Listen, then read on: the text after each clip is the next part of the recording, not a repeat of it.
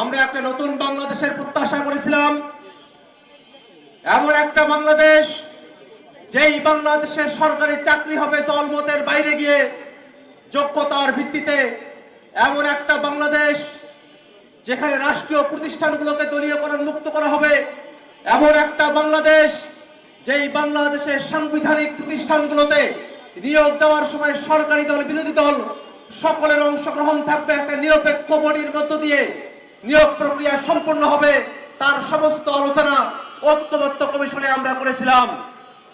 দুর্ভাগ্যের বিষয়, দুর্নীতি দমন কমিশন পিএসসি থেকে শুরু করে নিয়ে যতগুলো সংবিধিবদ্ধ এবং সাংবিধানিক প্রতিষ্ঠান আছে, এই প্রতিষ্ঠানগুলোতে নিয়োগের জন্য যে নতুন বডির কথা বলা হয়েছে, বিএনপি সরকার তার পক্ষে থাকা গণভোটের গণনায় সেটা বাস্তবায়ন করতে চায় না। তারই লক্ষণ দেখা দিয়েছে সম্প্রতি 3 দিন হলো বাংলাদেশের 12টি সংস্থা এবং প্রতিষ্ঠানে সরাসরি দলীয় পদধারী ব্যক্তিদেরকে তারা নিয়োগ দিয়েছে। শ্রমিক কল্যাণ ফাউন্ডেশন, বয়েসেল বিসিক, বড় শিল্প কর্পোরেশন, নানা ধরনের প্রতিষ্ঠান, সেই প্রতিষ্ঠানগুলোতে তারা চুক্তিভিত্তিক নিয়োগ দিয়েছে। যাদেরকে নিয়োগ দিয়েছে তারা সকলে তাদের দলের বিএনপির দলীয় পদধারী নেতা কর্মী। আমরা বলতে চাই, বাংলাদেশের যত রাষ্ট্রীয় প্রতিষ্ঠান এবং সংস্থা আছে, এই সংস্থাগুলোকে যদি নিরপেক্ষ ব্যক্তিদেরকে নিয়োগ না দিয়ে সেখানে যদি দলীয় ব্যক্তিদেরকে নিয়োগ দেওয়া হয়, তাহলে বাংলাদেশে আর কোনোভাবে সুষ্ঠু নিয়ম নীতি গণতন্ত্র অবশিষ্ট থাকে না।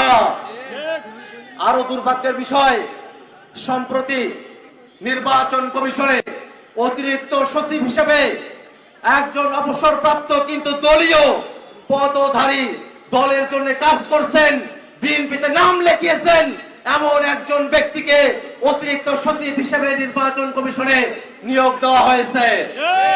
নির্বাচন কমিশন তো কোনো দলীয় প্রতিনিধিত্বের জায়গা নয়। নির্বাচন কমিশনে নিরপেক্ষ ব্যক্তিদেরকে নিয়োগ দিতে হবে যাতে একটা নিরপেক্ষ নির্বাচন হয়। কিন্তু দুর্ভাগ্যের বিষয়, কোন এক কুমতলবে, কোন এক কূট কৌশলের আশ্রয় হিসেবে তারা নির্বাচন কমিশনে সামনে যাতে নির্বাচন কমিশনকে তারা কন্ট্রোল করতে পারে, এই কারণে দলীয় ব্যক্তিকে নির্বাচনকে কন্ট্রোল করার স্বার্থেই নির্বাচন কমিশনে তারা বসিয়েছে। আমরা বাংলাদেশের এই অধপতন দেখতে চাই না। আমরা বাংলাদেশ রাষ্ট্রটাকে নতুন করে করতে চাই, এমন একটা বাংলাদেশ আমরা করতে চাই যেই বাংলাদেশে গণতন্ত্র থাকবে, সুবিচার থাকবে, যেই বাংলাদেশে নাগরিক অধিকার থাকবে, হিন্দু, মুসলমান, বৌদ্ধ, খ্রিস্টান সকলকে সাথে নিয়ে নতুন এক বাংলাদেশের যে প্রত্যাশা, সেই প্রত্যাশার সাথে নাগরিকের যত অসুবিধা আছে, নাগরিক বিভিন্ন অফিসগুলোতে গিয়ে যে হয়রানির মধ্যে পড়ে, সেগুলোকে দূরীকরণ করে নাগরিক সেবা বৃদ্ধি করে বাংলাদেশকে একটা নাগরিক বান্ধব দেশ হিসেবে গড়ে তোলার যে লড়াই, সে লড়াইয়ের অংশ হিসেবে সামনে স্থানীয় সরকার নির্বাচনে জাতীয় নাগরিক পার্টি অংশগ্রহণ করবে। তারই ধারাবাহিক